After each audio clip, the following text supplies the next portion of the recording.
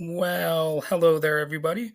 So, today I'm going to be talking about how we perceive the world. It's a physical and psychological exploration, and that's the title of the episode. So, today's episode is going to dive into one of the most fundamental questions. How do we perceive the world from a physical point of view? We'll break down how our sensory systems work and how the brain interprets information.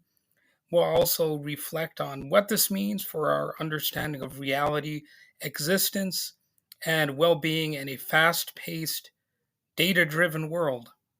So, yeah, it could be an interesting scientific journey of sorts. So, of course, a lot about perception. The gateway to perception is sensory input. The way we perceive the world starts with our sensory organs, each specialized to detect different types of external stimuli. So let's start by exploring how these sensory systems work, from light to sound to taste, and maybe beyond, if you believe in extrasensory perception. Well, actually, just kidding. I'm not going to get into that. I'll leave that up to the experts with the zany ghost hunter TV shows and stuff. So, what about visual perception? Visual perception. Our eyes contain photoreceptors in the retina that detect light and convert it into signals that the brain can interpret. This is how we perceive color, shapes, and depth, which are crucial to navigating our surroundings. We rely on visible light, which is just a small slice of the electromagnetic spectrum, to process visual information. Now, I know some of this stuff is stuff you've probably heard before, but it's fun to go on a little bit of a refresher course. So, what about auditory perception? Hearing things can be important. Hearing works in a similar way, actually. The hair cells in our inner ears, sorry, I'm getting all jumbled up. They pick up vibrations caused by sound waves, allowing us to perceive the pitch and volume of sounds. Whether it's the hum of traffic or the melody of a favorite song, sound provides critical feedback about our environment. And, of course, it can be a key component of language as well. So, sound is very important. I suppose language is also tied into the ability to see in a lot of cases and all that kind of stuff, too. But there's also smell and taste. Our skin, which is our largest sensory organ, detects physical pressure, temperature, and pain, offering us tactile feedback that's essential for survival. Meanwhile, our nose and taste buds, through chemoreception, detect airborne and chemical molecules, allowing us to perceive smells and taste. Smell, particularly, enhances our taste experience. Think about the aroma of bacon sizzling on the stove. Mmm. Well, I'm not one of those people who's like a bacon maniac. I'm not, some people are a little bit too excited about bacon, but nevertheless, I can appreciate the aroma of bacon. And I know that some people out there, that they've tried to live a vegetarian or vegan lifestyle, but that bacon smell likes to put that to the test for some people. I know I've heard some anecdotes about that. So bacon and smell in general can be a powerful thing. So what about moving from sensory signals to brain processing? It's called transduction. So after detecting stimuli, the next step is transduction, where sensory organs convert external stimuli into electrical signals. These electrical impulses are crucial because they are the language of the brain. For example, when we see an object, the light it reflects is converted into electrical signals that travel through sensory neurons to the brain. This process happens across all senses. Light waves are transformed into signals that lead to sight, Sound waves convert into signals for hearing. Chemical interactions on the tongue and in the nose become taste and smell. And really, from what I've understand, basically everything around us is sort of a chemical reaction. So whenever you hear people talk about chemical reactions, it's basically like they could be talking about practically everything. And what about brain processing? How we make sense of sensory data? Once the brain receives these signals, its specialized regions process them. The occipital lobe processes visual data, while the temporal lobe handles auditory information. Through cognitive processes like pattern recognition and memory, the brain combines these signals, creating a coherent, stable image of reality. Well, at least that's how it's supposed to work. You know, I guess it's not always that way, but generally speaking. However, this reality is actively shaped by our experiences, expectations, and cultural context as well. So we don't all perceive the same things, you know? This brings us to the idea that perception is not a passive process. We don't simply receive data, we interpret it. Our brain's efforts to create meaning from sensory input can sometimes even lead to illusions or misperceptions. So that brings us back to the issue of human beings in space and time, which is part of a social and existential dilemma. So now that we've explored the physical process of perception, let's zoom out. What does it mean for human beings to locate themselves physically in space and time? You know, it sounds like a dumb question, but it's one of those like deep questions. A lot of those deeper questions might sound stupid at first. But in today's fast-paced culture, they're talking about how fast things are moving. But anyway, in our fast-paced culture, where we can acquire information 24/7 via smartphones, it's easy to assume that knowledge equates to well-being. But does being informed always lead to happiness or fulfillment? Often we find that those who possess vast amounts of knowledge still struggle to achieve their personal goals or desires, or just a basic happiness, a sense of fulfillment.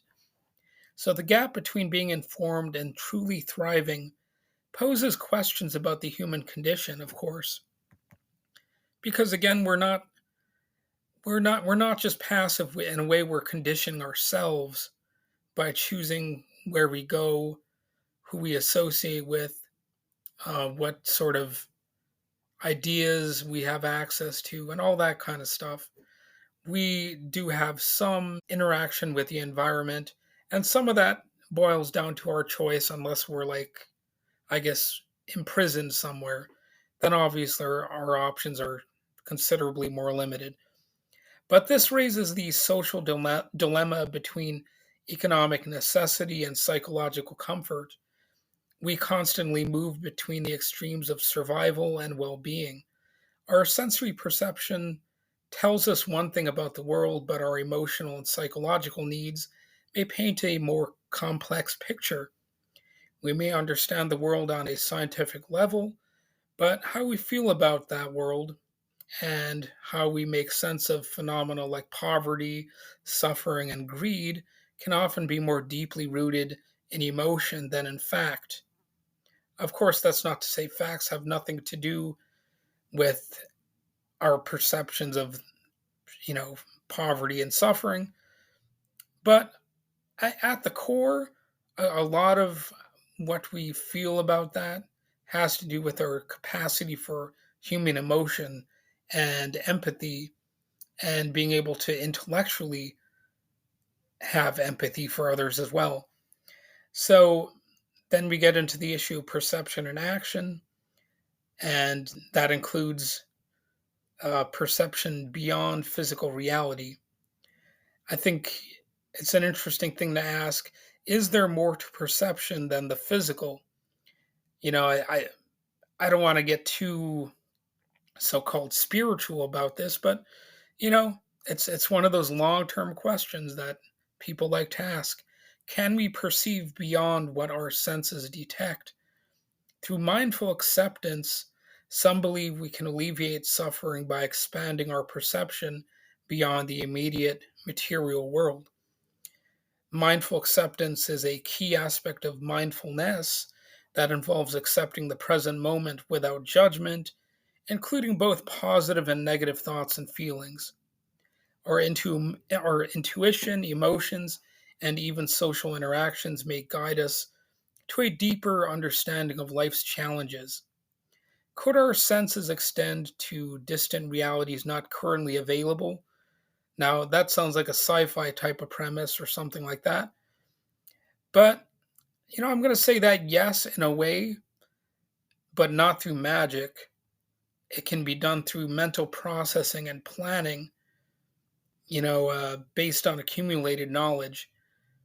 We can basically understand the future by sort of, I guess, creating a model and studying existence today and learning from the past and having sort of a scientific approach to the way that we do things.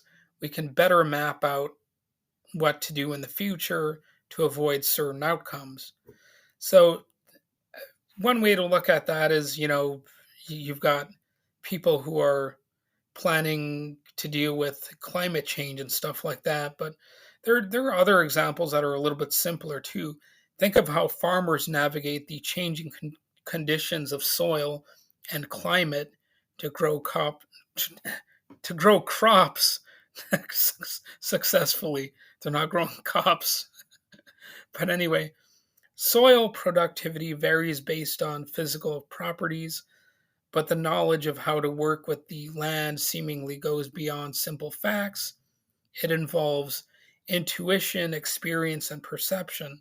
When a farmer, quote unquote, knows the soil, it means they understand the local ecological systems that support their farm and can farm productively and even alter their behavior as the new information is perceived.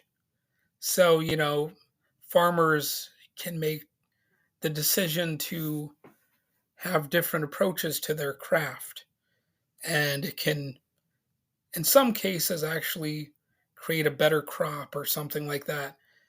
That in a way, that's, it's not quite a magical thing or whatever. You're not really seeing the future in a back to the future type of sense, but there's definitely intelligence involved, and it is almost like the merging of science and knowledge and some of the basic principles of magic, where you know how to interact with the natural world in order to make some bold things happen in some cases.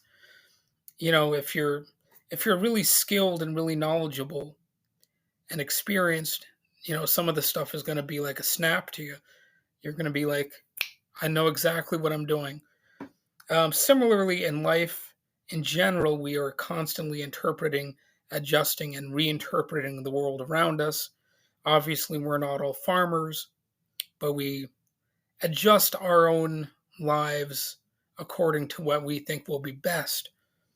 Well, that's if our lives are in a healthy state and our minds are, not in despair or something like that. So there's basically a continuous loop of perception and feedback. In the end, perception isn't just about receiving information, it's about interacting with the world and receiving feedback, whether it's understanding the physical space that we inhabit or the existential questions we wrestle with. Perception shapes both our actions and reactions, and in turn, these actions influence how we perceive the world, creating a never ending cycle of interaction. Well, it will end someday when the human race ends, but let's not think about that in this particular episode all that much. So yeah, that about wraps up my talk on this matter. I think I really put in a lot of ideas in this episode. Hopefully, some people out there found some food for thought. And in future episodes, I'm sure I'll dive deeper into the idea of mindful acceptance and how it can transform our perception of difficult experiences. So until then, whenever that happens, take a moment to consider how your senses shape your world and how your world shapes your understanding of yourself. So, thanks for listening. Have a wonderful and beautiful day, if at all possible.